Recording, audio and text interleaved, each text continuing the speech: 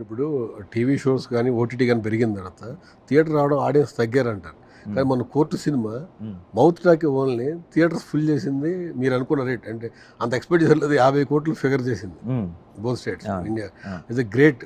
అంటే కంటెంట్ కావాలి దాంట్లో, దానికి దాని బేస్గా ఎవరు ప్రయత్నం చేయట్లేదు అంటారా? అంటే sir that is the only reason అండి.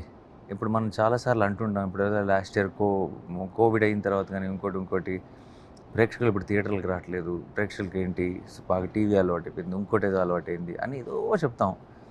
బట్ ఇప్పుడే మనం 1000 కోట్లు 2000 కోట్ల సినిమాలు వస్తున్నాయి మనకి. ఇంతకుముందు ఎప్పుడైనా విన్నా ప్రేక్షకులకి ఎక్సైటింగ్గా ఎన్ని ఎగ్జాంపుల్స్ ఉన్నాయంటే, లాస్ట్ ఇయర్ మలయాళం ఇండస్ట్రీ కానీ, తమిళ ఇండస్ట్రీ కానీ, తెలుగు ఇండస్ట్రీ కానీ మనందరం సాలిడ్ హిట్లు డెలివర్ చేస్తాం.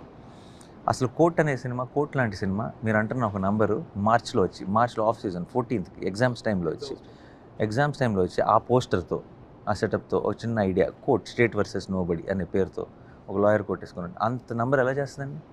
ఎందుకంటే కంటెంట్ ఎక్సైట్ చేసింది కాబట్టి. సో అసలు ఏ రోజు అన్నీ తప్పించుకునే మాటలే. ప్రేక్షకులు థియేటర్కి రావట్లేదు అన్నది చాలా తప్పించుకునే మాట.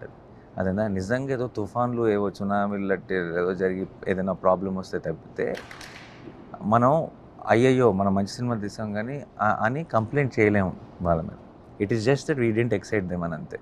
సో నాకు జెన్యున్గా I feel you have to, అది చిన్న సినిమానా పెద్ద సినిమానా ఇదంతా కాదు, వాళ్ళు ఎక్సైట్ అయ్యారా, వాళ్ళకి ఒక టీజర్ నచ్చిందా, వాళ్ళకి ఒక ట్రైలర్ నచ్చిందా, వాళ్ళకి ఈ సినిమా చూద్దాం. ఈవెన్ వాళ్ళ ఫేవరెట్ యాక్టర్ కూడా వాళ్ళకి ఆ టీజర్ ట్రైలర్ నచ్చకపోతే డెఫినెట్గా రారు. ఎందుకంటే ఇప్పుడు ఆ యాక్సెస్ ఉంది. ఇంతకుముందు ఏంటి, మనకి 20 ఏళ్ళ క్రితం నచ్చిన యాక్టర్ అంటే వెళ్ళిపోయేవాళ్ళం సినిమాకి.